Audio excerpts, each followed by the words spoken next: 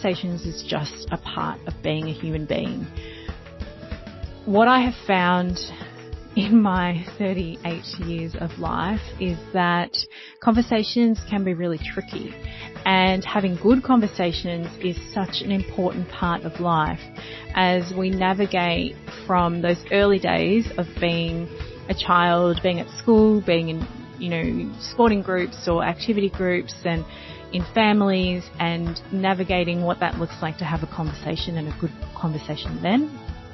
And taking all of those learnings and influences and what we have seen modelled and starting to form our own opinions, starting to have our own beliefs, starting to navigate the world as a young adult, and in turn navigate the challenges of having better conversations. It's one thing to be able to just have a conversation with someone and to state your opinions or state your facts or state what your emotions are or what is happening for you. But listening forms such a big part of that as well, and that to and fro, that dance that is a good conversation is really, really important, and is 100% a skill that I think that we're all constantly adjusting and trying to be better at. So it ties in so well with today's episode, where I have the pleasure of speaking to not one, but not two, but three incredible women, and they are working together as a collective and making some real change in the world, becoming better together. So in today's episode, I'll be speaking with Chantel Thompson, Gemma Saunders, and Lillian Kikuvi. They are the powerhouse women behind the Becoming Better Together collective. They believe that once we know ourselves, our contexts, and each other better, we can do better together in a culture first decade.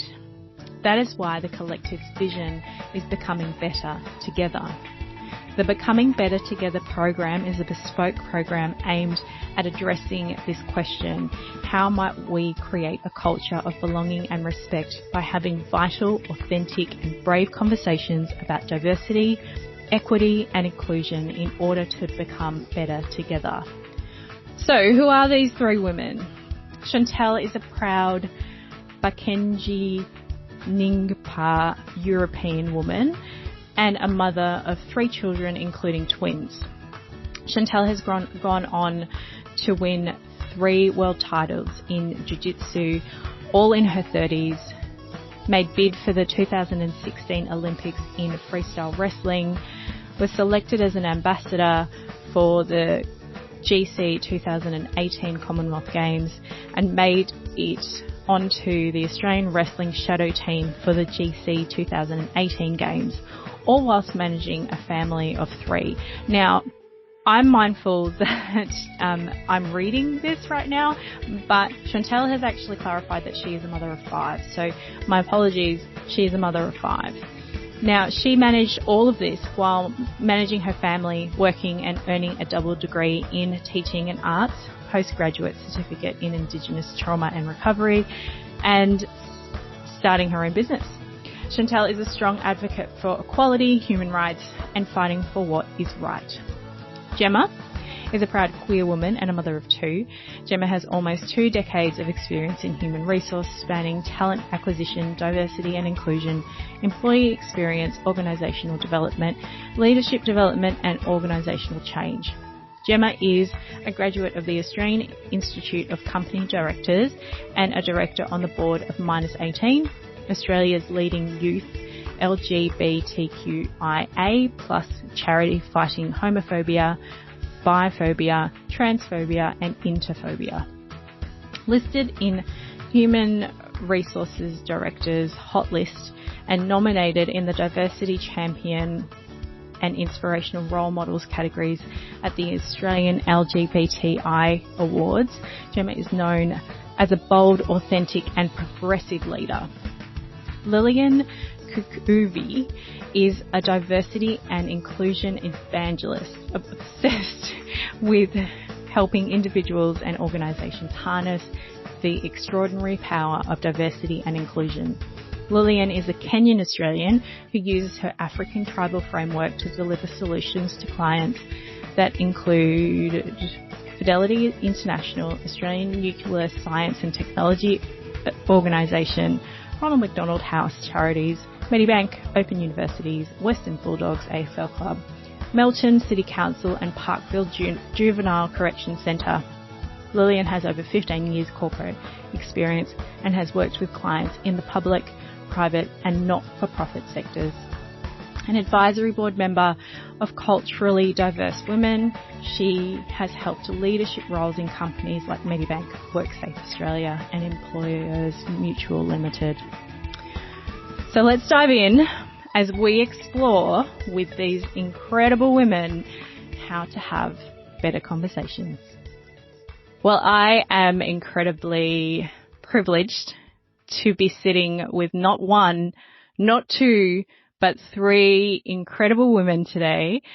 So I would love to welcome Chantel, Lillian and Gemma to the podcast of Growing Pains. Thank you so much, ladies, for being with me today and being with our listeners. Now, Chantel, before we get stuck in, I am going to throw to you and ask of you to do an acknowledgement of country for us. Thank you, Caroline, and thank you for having us all on the podcast today. I would like to begin by not only acknowledging but welcoming you all to this time and space as a Barkindji Nyimpa European woman of descent. I'm currently residing on Latchi Latchi and bordering on Barkindji country, so as a Barkindji woman, I can welcome you to this time and space and pay my respects to our elders, both past and present, and I also acknowledge and pay my respects to all First Nations people, ancestors and elders across Australia. And I think this is even more important today because it's the 27th of May. Yesterday was National Sorry Day and today is the beginning of Reconciliation Week. And for a lot of First Nations people, it's a really heavy time sitting and acknowledging our shared history, the complexities of that. So in that vein, I acknowledge my ancestors and I say sorry to my ancestors for everything they experienced, and I acknowledge the work that we are doing through these platforms and together to create change across Australia. And I hope that everyone listening today really takes the time to listen deeply with an open heart to everything we're going to share today, because it's going to be amazing.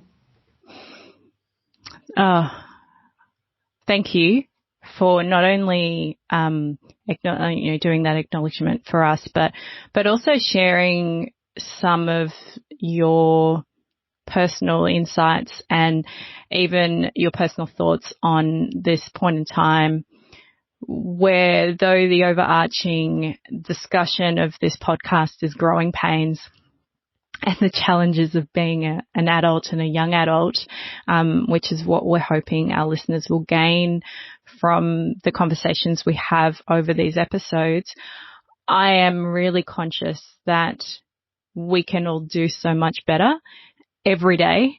And I think that in itself is going to lend itself really well to what we'll be talking today about. So today we are talking about having better conversations, and just to loosen us up a little bit, I am going to start with some rapid fire questions. Now, these are the only questions that you have not seen. There's not too many of them. I was conscious that I'm doing rapid fire with three people today, so that in itself could be a whole nother podcast episode.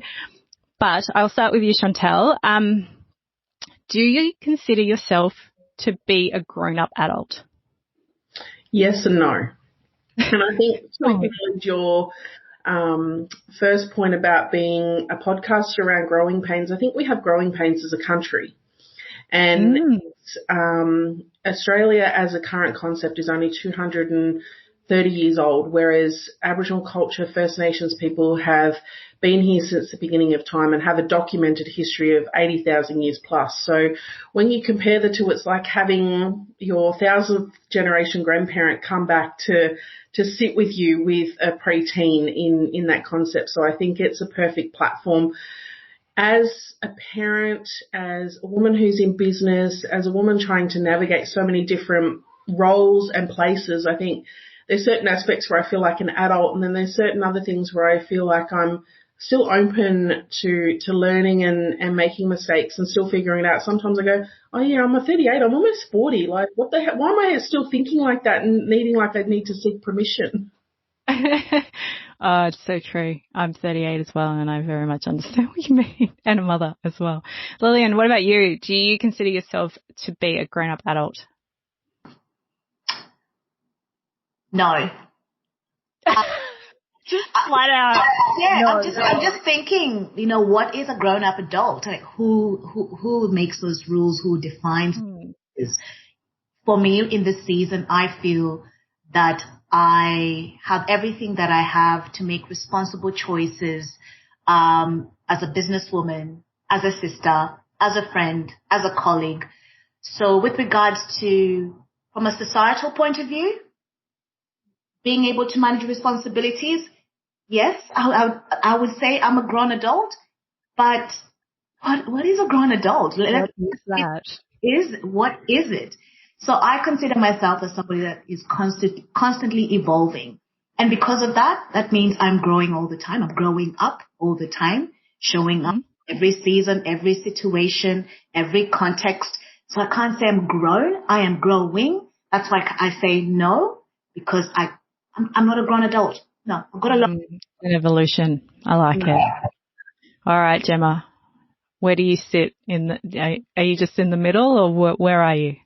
I think I'm a fully grown adult in what society wants me to be, but I'm trying not to be an adult actually, because I think that I think I grew up so quickly and so fast. I was the oldest sibling and had a lot of responsibility and had to do a lot of growing fast. And I think that what I'm trying to learn to do now is to let go of that and to just be playful and to be in the moment and to experience joy and curiosity and some of the things that I think I would have fast-tracked when I was younger in an attempt to grow up quickly. And I'm realizing there's so much joy in just being and playing and experiencing things from a curious angle. And, this adulting of knowing stuff. It's better to be a learner than a knower. So I'm trying to shake off the grown-up stuff and be more playful, actually. But I think in terms of societal boxes, I probably tick most things in a sensible way. But sensible isn't really serving me anymore. So I'm starting to shake off the politeness and the grown-up. Oh, you've all touched on so many factors that we believe to be, being an adult. But I will continue with my rapid fire questions. It's really hard to do rapid fire with 3 answers, by the way, but we'll get there. Chantel, what can you tell us and choose to share with us as your most embarrassing adult fail? See, the other two are like looking at me like, oh, I've got time to think about this. That's why it's not rapid fire. Even though it's rapid fire, because I'll have to switch it around because it's not fair. Like, you get put on the spot. Everyone else is like, I can see their thinking faces, but go, tell us the adult fail. I don't know. I can't think of anything that's like embarrassing as such, but I think trying to have an online presence and have, I guess, some sort of level of influence and a brand, and then having a very big family. So I'm the third eldest of 18, and I'm like Gemma, I had to grow up really quickly, and I really love what Gemma said about both Lillian and Gemma about just being more playful and kind of just letting things go and following the seasons. But whenever I think about if I got onto a really big platform, what that would mean around my family and my siblings, because some of my siblings can be really embarrassing, and they sit there actually like they'll bring up things like, oh, my sister's a 3-time world champion, but one time we're at our auntie's house and we were wrestling and she got taken down by her younger brother and knocked a hole in the wall. Didn't didn't choose to admit that it was her, and then her younger siblings got in trouble for it for about 5 years until it was found out later that it was actually the wrestler in the family and the older brother that were actually the ones putting holes in walls. So it'd be those sort of things, not taking responsibility when you should. So it would be things from your childhood or younger life that would come to haunt you and embarrass you as an adult. Pretty much, Fair yeah. enough. And having the siblings do the pleasure for you because they're like, oh, you think you're a big shot? We're going to bring you down a peg or two. Oh, I love that. What about you, Lillian?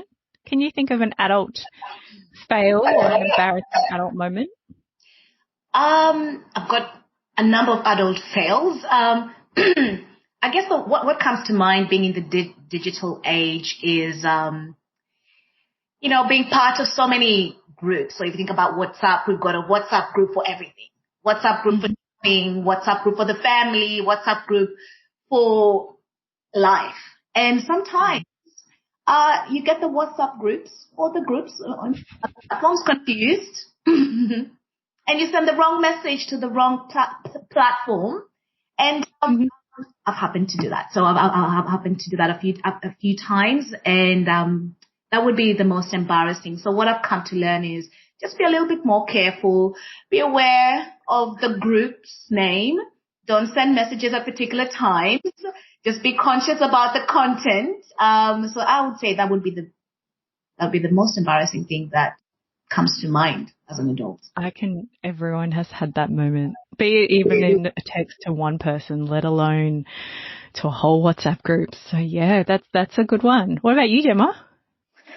Oh, well, what I've realized as an adult is that embarrassment is actually healthy because it's fleeting. It comes and it goes. And I think when you start to take on the idea of shame, that becomes a whole different story. So I think you can actually appreciate embarrassment in a different way because it is fleeting. When you're older, it comes and goes. Whereas I think when I was younger, I definitely would have let that embarrassment turn into shame quite quickly. But, just as one example, when I was in the corporate world, they did this, team event for the corporate, games, this, sporting event. I am the least sporting person. I really enjoy a dance to Lizzo and Baker Boy, in my kitchen with my kids, but I am not really an athlete, and they encouraged me to get involved. And I said, why not? I'll give anything a go.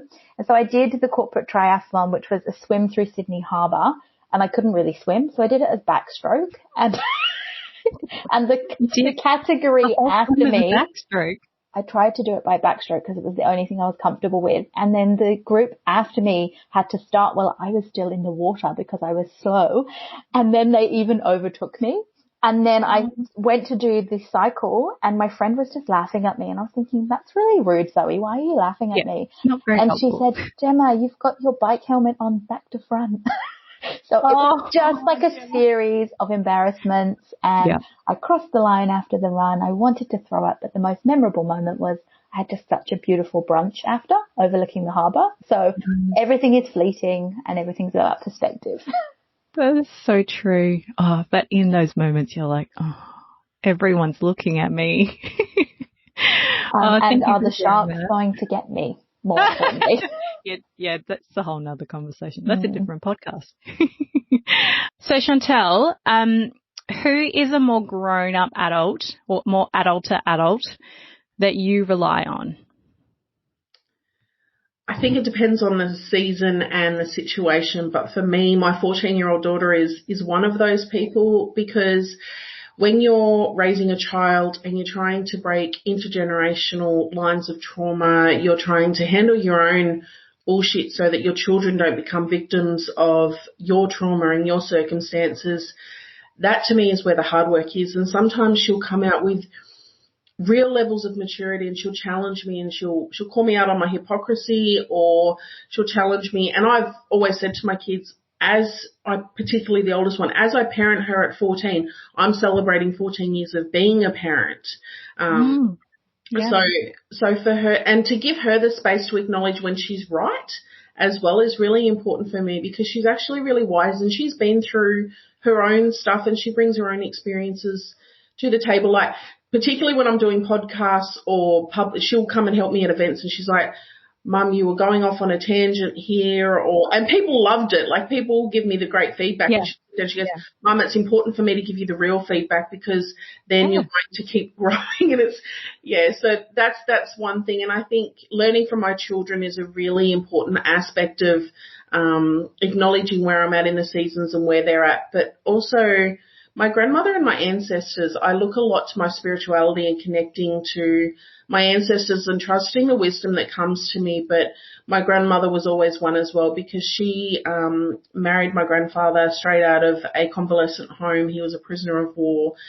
And she was at a time where she was not only raising a family, she was helping manage a family business, but she also went off and got another side job as well as a cleaner at a school and worked in those hours just so she would have her own money separate to that of her husband and not being reliant on her husband and my oldest uncle, because at that time, like, all the money obviously was going towards wherever the husband wanted it to go. So it's very much about holding those different spaces, but it's nice to always have someone who's more responsible or knowledgeable than yourself in situations.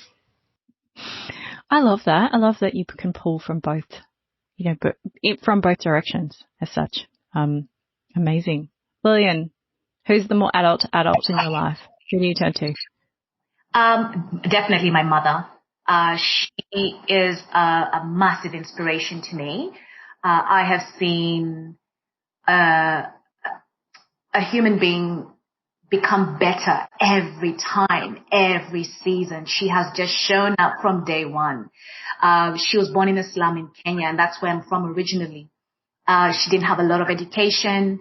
She found a way to get qualifications in, I think it was a secretarial course that they used to do in Kenya at that time. She got her papers, secured a job in the government department, and made her way through the minister's office, just built a career for herself, went into the corporate world, built a HR career for herself, and was very successful, and got outside of that space, the corporate world, and her own business, and was able to get a master's. I think she was the first one in her family to get a master's at the age of 50, and opened her own psych practice. And she has been practicing for over 15 years. Wow. And yes, and a couple of years ago, she's like, you know what, Lillian? I feel like life has just begun for me. I have a PhD. And I'm like, wow, Mom, of course. You can do a PhD when you have your back.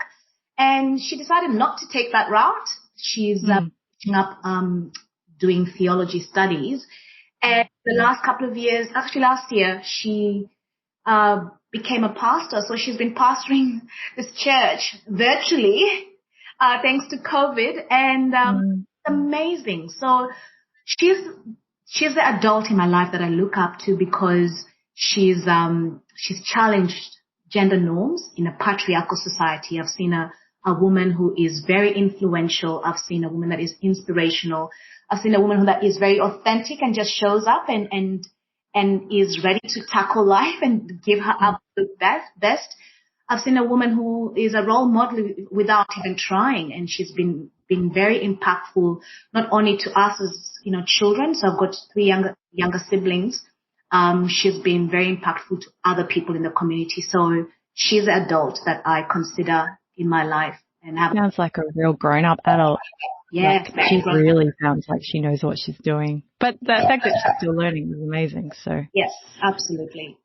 Gemma, who's the adult you turn to? Definitely my wife, because I am the kind of creative. I love that. I love that so much.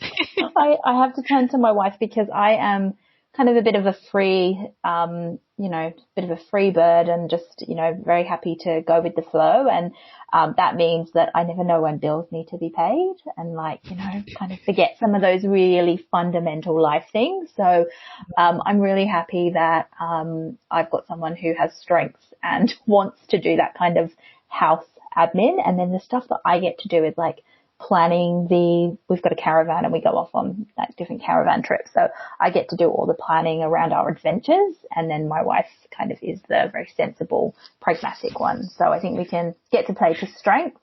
But I think to Chantel's point, about, your daughter Chantel, and Like I've got a almost 7-year-old, and I think there's also so much to learn from younger people as well, because they just have this ability to hold a mirror up to us about what's important, and help us reflect on whether we're in our values or not, and just get us to sort of, I guess, reflect and check in with ourselves when life's going so quickly around us.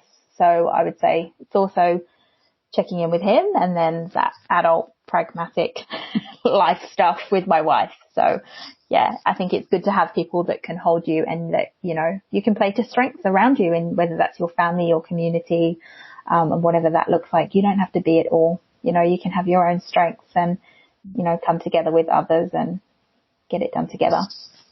Yeah, so true. I'm a parent myself, so I very much understand where you're coming from. It's the mirroring. They mirror the things they can see in us, and they tell it how it is. There's not much of a filter there. So my last question, for what is not very rapid but fire, it's a bit of a quirky one.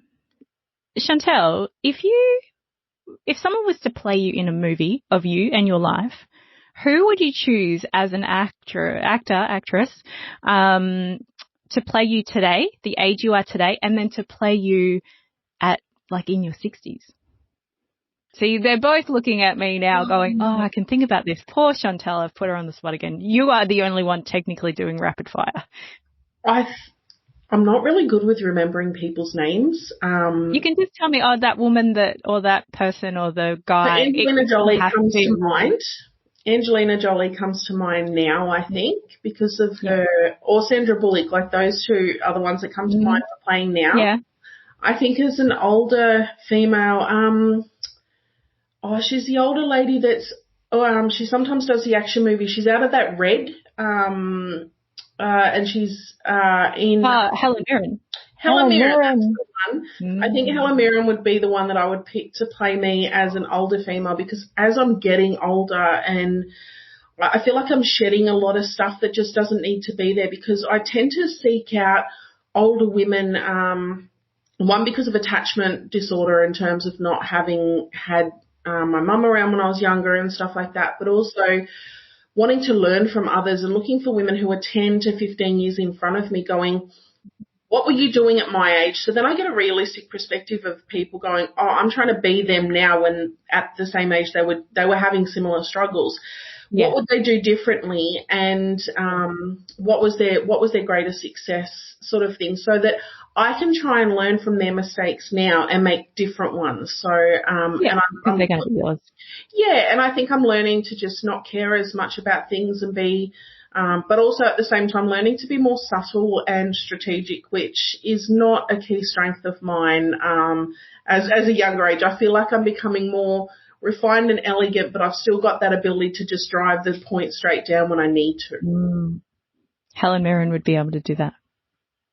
She's very good. Lillian, tell us who. You today and you in your 60s. I've just had a mind. Your brain's gone blank. I've literally I got like a rapid fire question that's supposed to be a rapid fire question. Yeah, let me think about that. Gemma, are you ready to answer this question? Gemma's ready. All right. Yep, I'll handball you. Thanks, Lillian. I've gone to kind of like very typical queer icon world here. So I think I would have Sarah Paulson of the, Ratched and American Horror Story play me now. I think that she just captures quirkiness and intensity and lightness in a way that I'm just not very one note. So I would choose her. And I reckon as I'm older, like maybe Lily Tomlin. Again, just like quirky, or like even Jane Fonda. Even kind of Jane Fonda, maybe. Yep. But yeah, Lily Tomlin. I think if you haven't seen Frankie and Grace on Netflix, definitely watch that. Oh, okay. Now I know who you're talking about. Yeah, Yep. So I totally get that. That would be me as I'm in my 60s for sure. Just need the quirkiness. I think Lillian's got it. I would choose Lupita Nyong'o. Such a good choice. I align with obviously her being Kenyan, there's no bias there, but the fact that she really embraces her cultural heritage and has stepped on the international stage and showcased that without compromising who she is, where she comes from.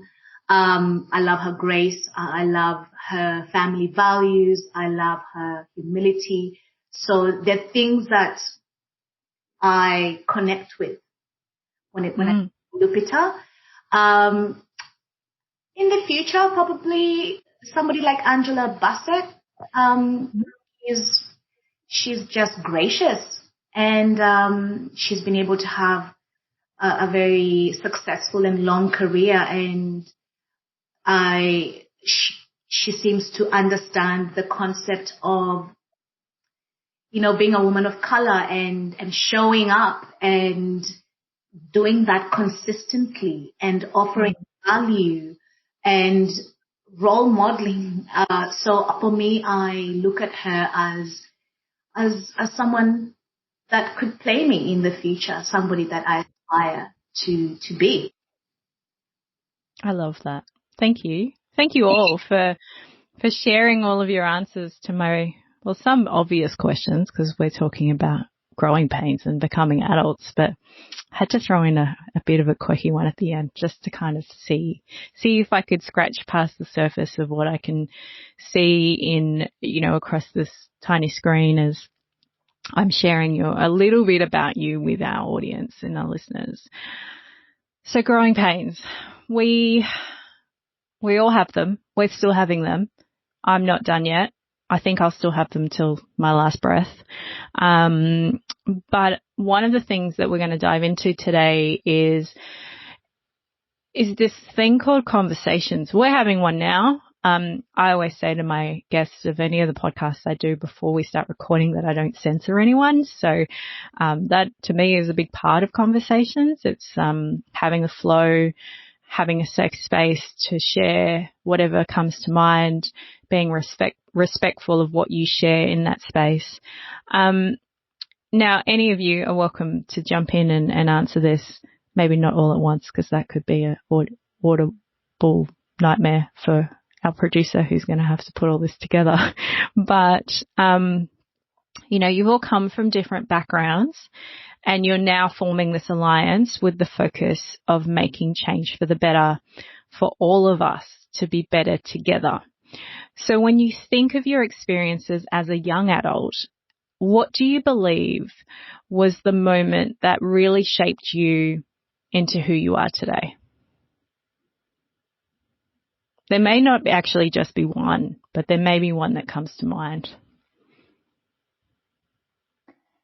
Such an interesting question, and it's one that we often use in our program, actually, Caroline, because part of the work we do is to try and help people understand their own stories, because we rarely pause to understand who we are before we can be in community with others. And so one of the questions we often ask is, what are some of the moments that really shaped you? I don't think I have really one big moment, but for me it was a series of moments. So I think that idea of having quite a lot of responsibility quite young, being the oldest child. My mum was 17 when she had me. And so I felt like even in our household, there was just more that sense of pulling together, and jobs that had to be done as a family. And my mum was a single parent for most of our lives growing up with 3 kids. And so I think that just the sense of responsibility that comes quite young was a moment that shaped me. I used to babysit before it was like you were really even allowed to babysit probably without any other adult supervisors there. Yeah, I know how to change a nappy and feed a child when I was 8 years old. Like it's just part of what happened. So I think that they're some of the moments that shaped me in a sense of responsibility and the care and generosity that I offer to others. And I think the other that I talk about in our program when I share my story, the 2 others are really my relationship with my granddad, who didn't really have a lot of money, came from a very, very poor background, but had a huge amount of love and humor and was always telling jokes, creating fun environments. He had a drawer in his house with fake noses and balloons he used to blow up, and these weird ventriloquist dolls that he used to bring out and do little shows with. And so that aspect of fun, I always reflect on that in terms of how can I create humor and fun. And I think the final one is really just navigating my sexuality, to be honest, and spending a lot of time trying to conform to society's norms of exploring relationships with men, and then realizing that actually when I was most alive and free was when I was in a relationship with a woman, and navigating that for me was something that really shaped who I am today. Yeah. Amazing. Chantel? I think it's the same as Gem. It's like, it's different seasons, but I think very early on realizing that there were other people who needed my protection.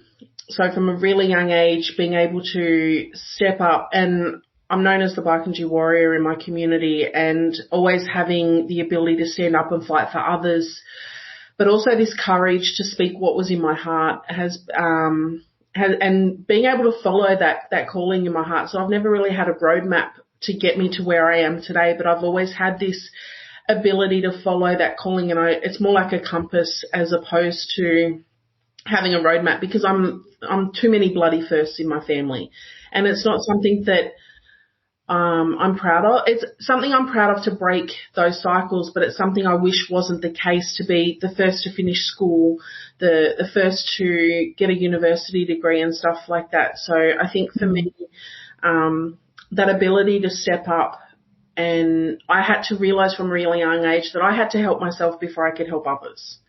And in order to be a guide or a light for others, I first had to, there were so many people who would say something and then contradict themselves. Like adults who would say, oh, you've got to learn to work hard. And then you would actually sit back and watch them and go, well, you're not role modeling that. So from a really young age, for me, it was about being what I spoke about. It was making sure that there was that credibility there and the truth that I was living the processes of the messages that I was sharing or wanting to give to others, and that I had to help myself before I could help others, because as an Aboriginal woman, as a mother, we're all about the collective. We're all about looking after others first, but we're a part of the collective. And I lost my mum at 42. In our communities, we're losing our elders at 50 and 60 before they even have a chance to become elders or to pass that knowledge on to the next generation. And it's because they're serving everyone else, and there's so much going on, and there's so much dysfunction that we're burning out earlier and earlier. So for me, it's having the courage to go, I matter in that cycle as well. And I can serve from a cup empty. I know what it is. I can do it all the time, but it's not sustainable. And how much more powerful am I to my family, to my community, when my cup is half full or it's sustained and the roots that support me are strong. But also, as Jim said, knowing your story and being able to handle and hold your own bullshit as well as your own potential, I think is so important in being able to show up and do the work to create change in the world, because we're bringing more and more humanity. There's a calling to bring humanity back to the workforce, back to the world, because what we're doing is not sustainable. So true. And it sounds as though the moments in time and the lessons and what you've seen happen, they are the tipping points, but they're also the ongoing lessons, because they're the constant reminders along the way throughout the journey that continue to shape you, all of us, because even, what Gemma has shared as well is of that similar nature, that it's an ongoing shaping. It's not and then this happened, and then I was the thing, and then I stayed that thing forever. Lillian, I've actually heard you speak on stage, and so there are a few things I know about your story, but is there something specific that comes to mind for you?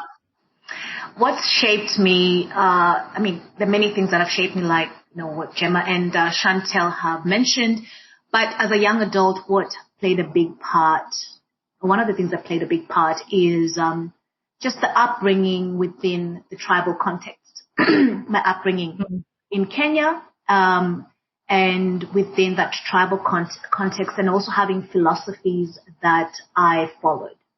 And that for me has had the biggest impact as a young adult for me. Being part of a tribe is incredibly special. Right now, and even as a young adult, it's just incredibly special to be part of this group of people where you share customs, you have a shared ancestral lineage and traditions. So what that means for me now, and what that meant for me as a young adult then, was that I just knew where I belonged. A strong sense of identity. It was just very clear. I belong to this tribe, and this is what it means to be part of this tribe. As a young adult, I had a really deep sense of connectedness with my fellow tribe members because we had a lot of shared experiences. I also knew that the tribe would be there for me. We have something called Harambee, which is basically a word from my native language, Swahili, that means joining together to achieve a common goal. Chantel talks about that collectivist approach that First Nations have, and we are quite similar. And how that plays out in our lives now, and how it played out in my life then as a young adult, is basically people just show up with what they have and contribute to the collective. It's about common good. And that sense of confidence as a young adult, knowing that people will be there and they will show up with what they have, whether it's about raising money, raising kids, whatever it is, people would show up. And there was nothing too small or too big. It was about showing up in your privilege, and showing up in your lack, and in your whatever you had in your hands. That is what you contribute. And as a young adult, that gave me confidence, and it gave me confidence to know that my contribution was important, and it gave me confidence that if I needed help, there would be people that would rally around me. And it really set me up for my transition to Australia in 1999, coming here as a student, studying psychology, knowing how the tribe operates, having that Harambee philosophy as one of the many things that influenced me, allowed me to come in and navigate this new landscape as a culturally diverse woman. It also has given me the foundation to show up as I show up right now, as a human being, as an adult, to do the work that I do as a diversity and inclusion practitioner, to deliver this amazing program with Gemma and Chantel, and showing people how to become better together by really helping them with a conversational capability. That's been the most powerful thing. And I'm so grateful to my ancestors for that the gift of the tribe and the philosophy that they have imparted in my life. Wow. There's so many moments already that I'm like, oh, we could just stop there. That was amazing. Lillian, you said a word just then that I feel like I hear every day right now, though it's complex and complicated in the world that we're in. I feel like I'm constantly hearing this topic on diversity, and I feel like we're not quite there, and there's still some significant challenges around having respectful and open communications that are with a diverse lens. So, Gemma, I'm going to throw to you with this one. With this world that we're in, we've got children around the same age by the sounds of it. What do you think to be, the common discussion points, and what do you think we need to be doing more of so we can be having better conversations around diversity and in these challenging environments? How long do we have, Caroline? No pressure. Well, can you fix it for us, please? Yes, I think no, I can't. But I think we can start, right? So I think that you're right in the word that you used around, it's complex. But I think there are some things that certainly Lily and Chantel and I talk about through the work that we do, which are that, and I guess part of the reason that we came together with this idea of how do we become better together? How do we stop having such an individualistic focus on some of these things and start to come together, in terms of sharing, the common understanding, sharing humanity and being in community with one another.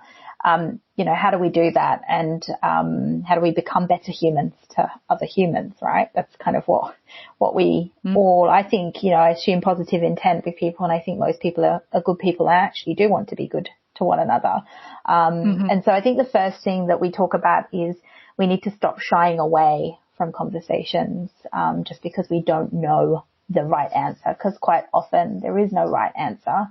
And that there are, multiple ways to understand someone's experience, and so shying away from the conversations altogether isn't the answer.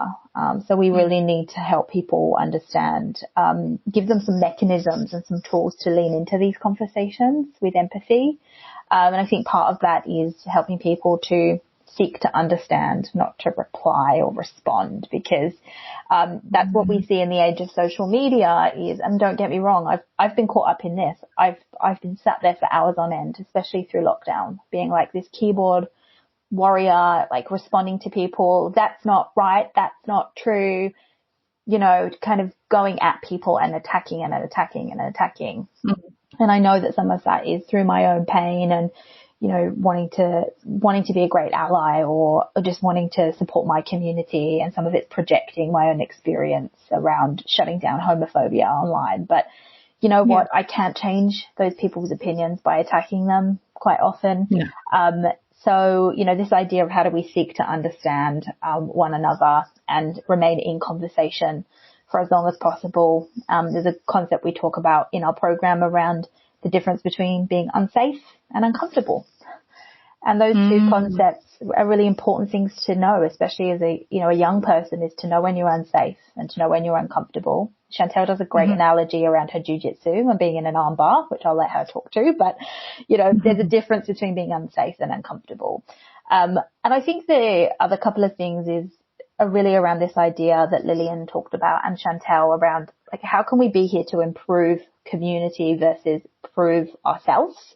Like, improve humanity and community should trump the idea of proving myself and proving my point every single time. So we can go into conversations saying, I'm here to try and improve community, to improve connection, and to improve my own understanding rather than prove my point and prove myself. Then I think we can get further along. And I think the final point around this concept of what's needed for diversity and inclusion is actually there's as much unlearning required as there is learning. And part of what we help people understand through the work we do is what shaped you and what are some of the assumptions and norms that you believe are universal that actually are not. They've just shaped you.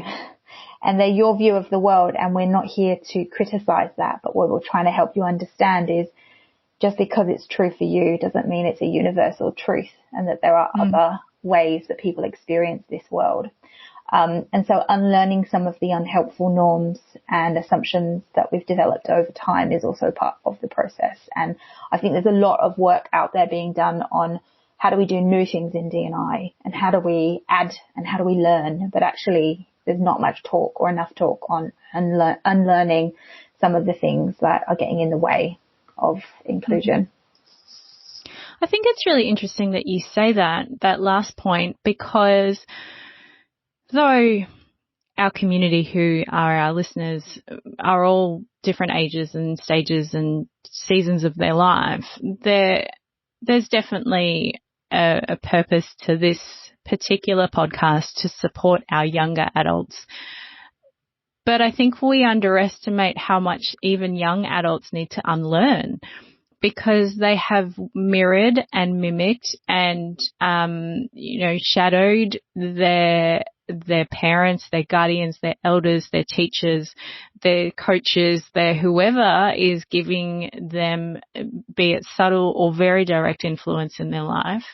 And, I naively probably looked at the concept of what we wanted to create for this particular podcast series and thought, yeah, let's teach them some of the things.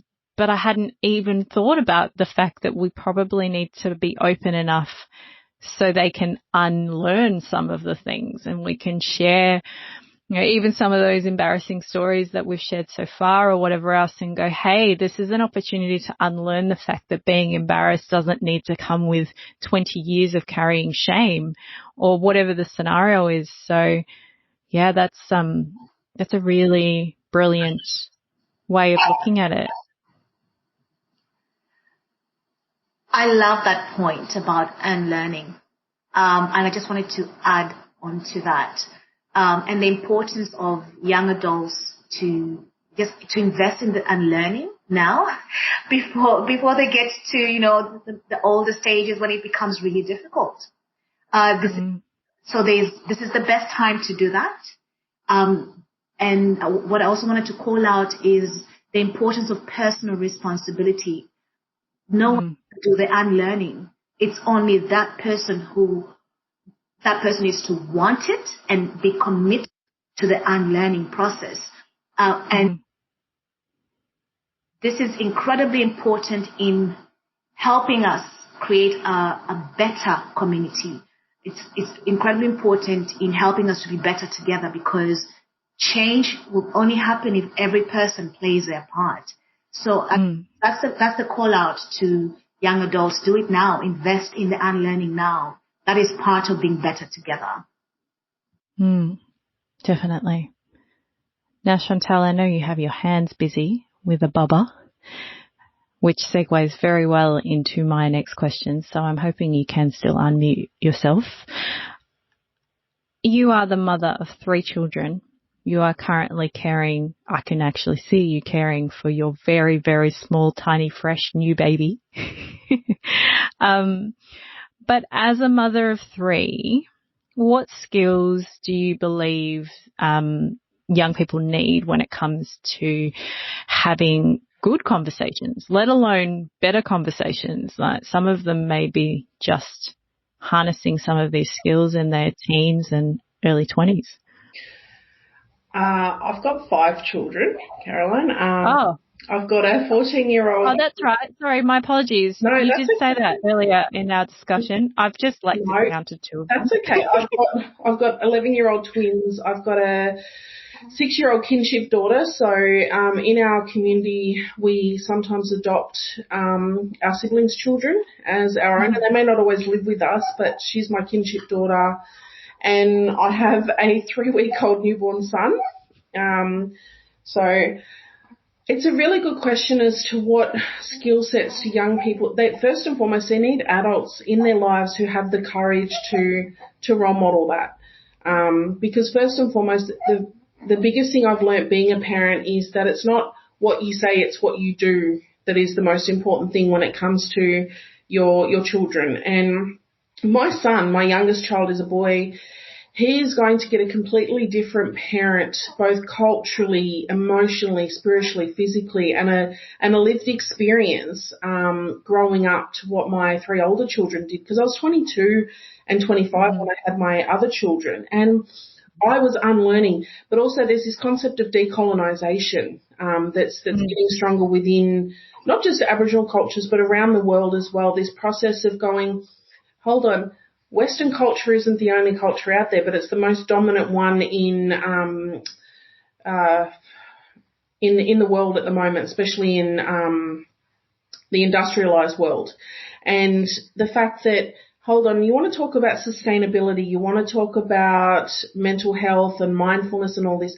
Why aren't we looking to the oldest living cultures in the world, not just First Nations culture, but cultures that have done community, that have done family, that have done living with the natural world since their inceptions? Why are we not letting go of the ego? Because we've got white males that are still the dominant ones in power, and yet I'm expected as an Aboriginal woman to go and do cultural safety training for 20 CEOs, white males, and hold on, you're psychologically unsafe, so I need to create a safe space for you. But then when I finish that training, I can walk out of the room and pick up my phone and see that another young Aboriginal First Nations young boy has been put in jail. My son is more likely to go to jail than he is to finish school. My girls are more likely to end up victims of domestic violence than they are to finish school. So it's the courage to be able to handle the truth. It's the courage to know yourself, but also to know your limitations. What are your boundaries? What's your capacity and capability to be able to hold conversations? And I think when we know ourselves and the things that we learn from our program, so being able to hold your own story, you're then able to hold space for others. And you spoke about it yourself, seeking to understand as opposed to judge or even to the ability to explain. And that's something in our program. I mean, in our program, you've got a woman of African descent who's had all sorts of lived experiences. You've got Gemma, who is a queer woman who's come from England and a teenage mum. I'm a First Nations woman who is fair-skinned. And you bring together those stories and those capabilities. And it was through our conversations that we came up with this idea of the Better Together Collective. But being able to sit in a space, especially at a corporate level, where it's more about productivity than it is about humanity. I think young people, particularly going into these corporate careers and that corporate trajectory, is the earlier they can learn to hold their own story and hold their own truth, will better equip them to be able to hold a space to understand others and difference. Yeah, that's so true. And not only will it equip them with their peers, and the people that are closest to them, but when the fact that you've used corporate as an example is brilliant to me, because that's often the pathway we're telling kids to take. We're telling them, finish school, go to uni, get a job. Like, we're still telling them that ridiculous story, even though I'm sure that the four of us have taken very different paths in very different directions and then back again and doubled over ourselves and whatever we've done. But we're still telling kids that. We're still telling young people that. And we're telling them to fit in a box. We're telling them to squeeze themselves into the square-shaped peg, and they can't know themselves. And they can't even be comfortable with their own stories. So how can we continue to adjust that? And it's conversations like this, and it's opportunities like this to hear that from a different mindset and to hear that framed in a different way, to say you can actually be yourself and be really comfortable with your own story and all of the complexities that come with it, be it even if you're only 17, because you've already done 17 years. So acknowledge that. I think the important thing is, just to bring the point up, is that sometimes we don't know ourselves, and then that's why we're deflecting or we're triggered by other people. And as Lillian pointed out earlier, the younger you can start this process, the better, because as we get older, life gets busier. It's so easy to go, oh, it's too hard to do that. I've got a job, I've got a family, I've got a business, all that sort of stuff. But if we don't take personal responsibility for that process, how do we do that when we can't sit with others, and especially with the diversity of the world? Like, Australia is a very, very multicultural country. It has been forever. So how do we sit with difference? How do we, by first sitting with ourselves and being able to hold our own, basically, as I say, that hold our own bullshit, being able to sit and look into the mirror, then we can only sit with others in that same space and not be triggered and seek to deflect or run away from challenges. But that's a part of decolonisation. It's a part of going, hold on, this is what I've been told to do. Those are the steps. But where do I, as a businesswoman, how do I make sure that I'm serving my responsibilities by giving back to others, making sure that I'm not just taking, what am I contributing? as well. These are things you need to be able to hold space for. And as you can hear my little goose in the background here. Yeah, I was going to say, there's a baby in the background. If anyone's listening going, what's that extra sound I can hear? It's being able to breastfeed as a mum and being able to hold that space as a businesswoman, going at the end of the year I may be coming to Melbourne to deliver some workshops with Gemma and Lillian and bringing my baby into that space and going, I may have to stand up the front and facilitate while I'm breastfeeding. Now, who's going to be uncomfortable with that? Me, the room, and it's being able to have those skills and modelling them to young people to go, actually, this is the new norm that we want. Yeah. Yeah. And it's all about that modelling. And I guess that ties in with my next question for you, Lillian, as an immigrant myself.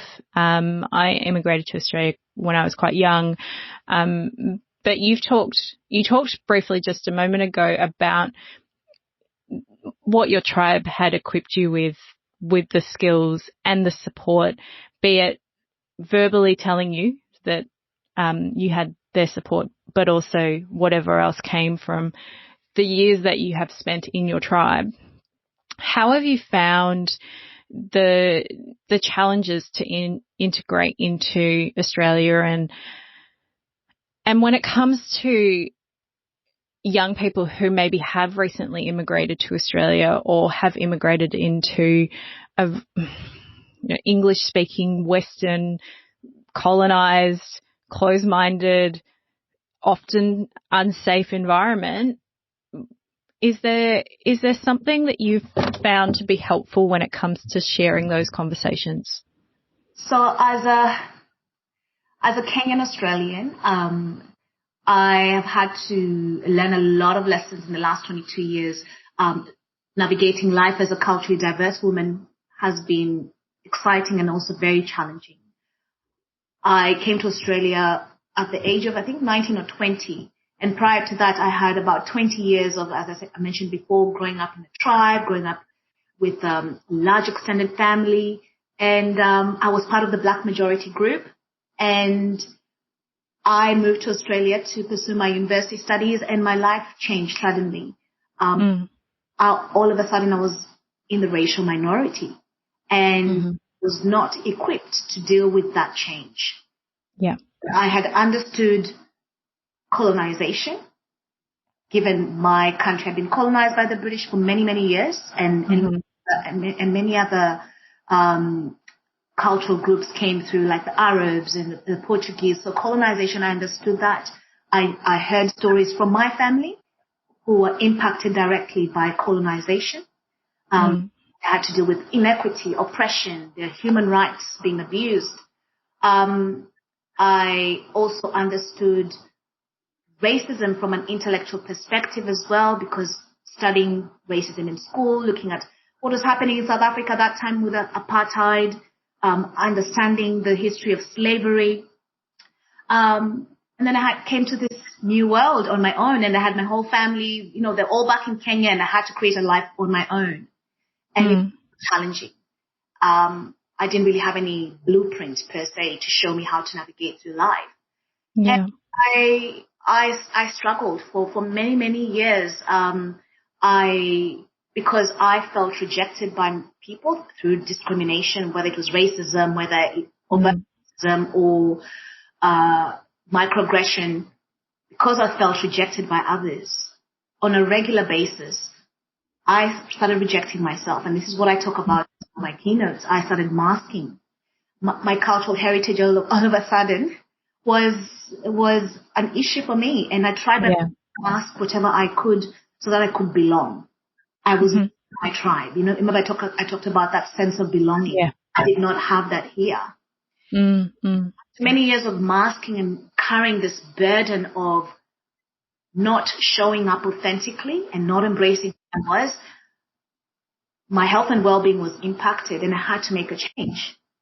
And I think that was about 12 to 15 years ago.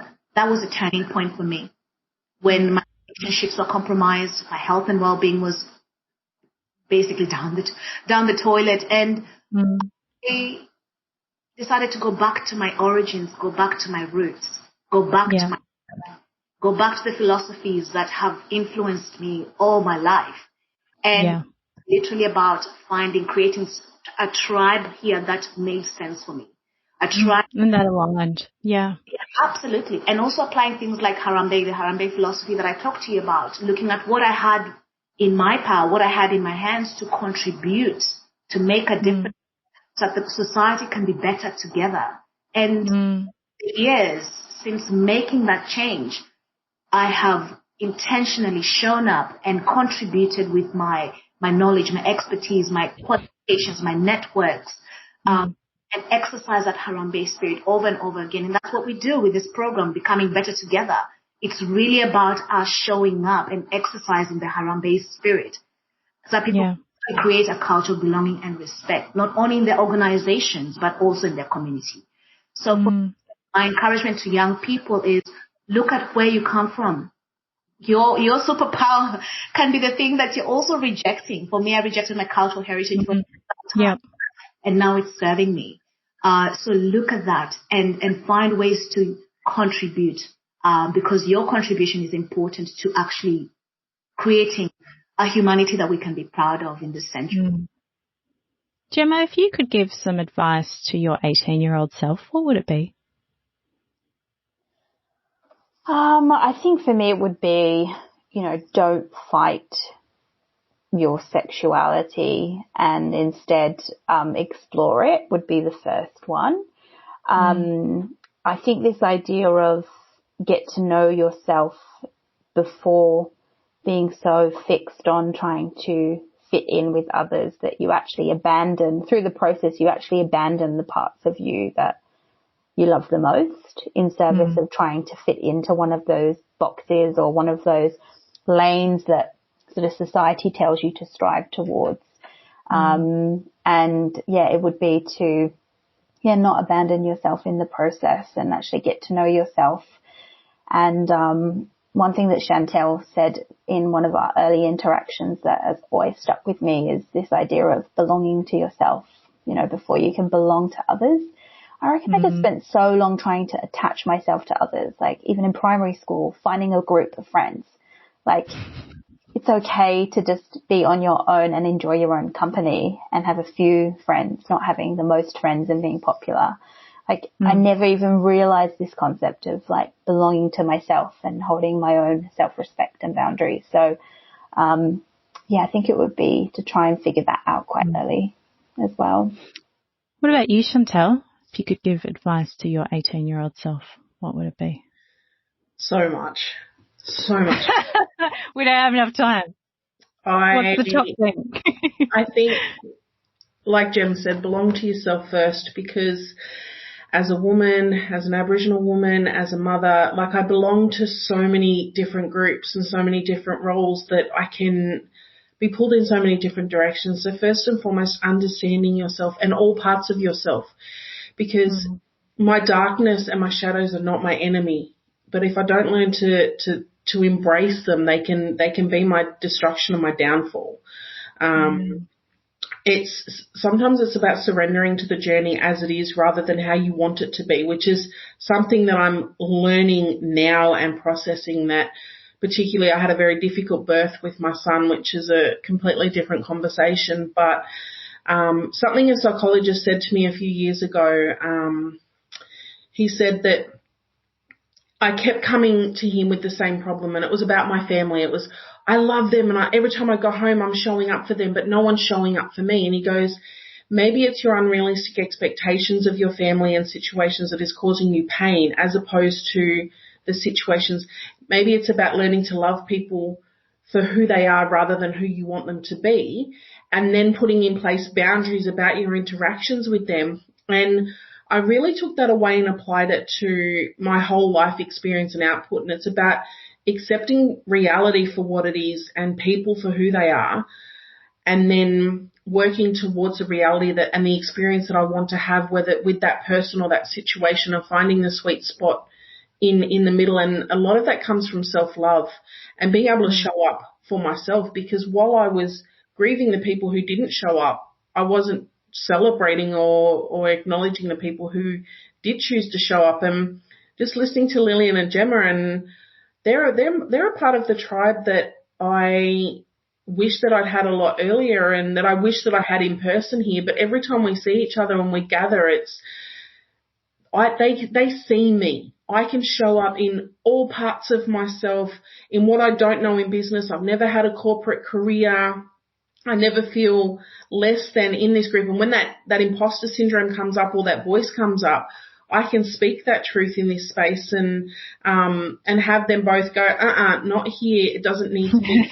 I can be seen, loved and valued and respected for who I am and what I bring to the table. And I think that's the other advice, is find your inner circle of people that you can be seen and heard and loved, but also held accountable as well. Like people who can hold you accountable to your own responsibility, but also not hold you in judgment of that. I know that's a big tangent, but that question really I love it. I'm asking myself a lot right now while I'm in this space of just in between so many different spaces. Definitely. How about you, Lillian? You've talked a little bit about that time of your life, but would there be any particular advice you'd give to your 18-year-old self? It's basically what Chantel said. If you can create the tribe early, create it now. This is the best time to do that. I lost a lot because it took me a while to create the tribe that I have now. I was not intentional. Like Gemma, that sense of belonging and, wanting to fit in. So I compromised a lot of values, my personal values. And so if I had the tribe that I had now, then I'll be in a very different space. So my encouragement would be intentional about the tribe that you create. Curate. Like literally, you know how an employer would go through that vetting process and before they hire you, or even just before you allow anyone to come into your house, you need to be safe. You need to know them. Just exercise intention and vet the people that are part of your tribe. And if it's not working, uproot. Deal with that quickly because that can be also very toxic. I think that's really important. So intention about building the tribe. And also seeing the tribe as a place that is sacred. It is a sacred space because in that tribe, it's like a well. I talked about that sense of identity, sense of belonging, all of the benefits that we enjoy in Africa being part of a tribe. You can enjoy the same benefits with a tribe that you curated yourself. And that is also your safe space where you can practice to have those conversations, those awkward conversations. It's your safe space to fail safely, and it's your safe space to practice until you have the confidence. So what we talk about in our program is we have a conversational framework that we show leaders and organizations and individuals on how they can apply that conversational framework to have better conversations. So use your tribe to practice, and then you can go out to the community and be better and show others on how that can be done. So I think that's my advice. Create your tribe and role model that for others so we can be better together. Well, on that note, I think that our listeners will regardless of what stage they are in their lives, there is a lot to take away from what we've discussed today. A lot of easy things to implement and a lot of things that take a lot of personal work. A lot of that deep self-work that is what we're all supposed to be doing on the journey that is becoming an adult, becoming, a better human, being better together and just doing life as we, continue to do that with our growing pains. I thank you, all three of you, for your time today. And to our listeners, we look forward to sharing more with you on the next episode of Growing Pains. So there you have it. Some really brilliant, insightful words from three powerhouse women who are well and truly working together to be better together. And in addition to that, have taken the insights of their journey, of their learnings throughout their lives in such different ways, like talk about three really different stories, all collectively of a similar thread in the sense of community, in the sense of identifying what works really well, and sharing, you know, those last insights of what they would say to their 18-year-old selves. And I really hope that you have enjoyed today's episode and have taken some insights that you can implement potentially straight away, but also some underlying thoughts that can guide you as you continue to go through what are the growing pains of life and the growing pains of every day and getting older and the constant evolution of us as humans. If you enjoyed today's episode, we would love you to leave us a review and let us know through your podcast app that you are enjoying this series. Please pass it on to a friend. So there's many ways of sharing this. So you can share it on social media, or just simply sending this podcast episode to a friend via a message and saying, hey, I heard this and I really think that you might gain something from it, or I just thought it was great. But definitely subscribe to make sure that you don't miss the next episode. And we thank you for your time today, and hope that you get through tomorrow, today, whatever is next for you on the journey with a few less growing pains.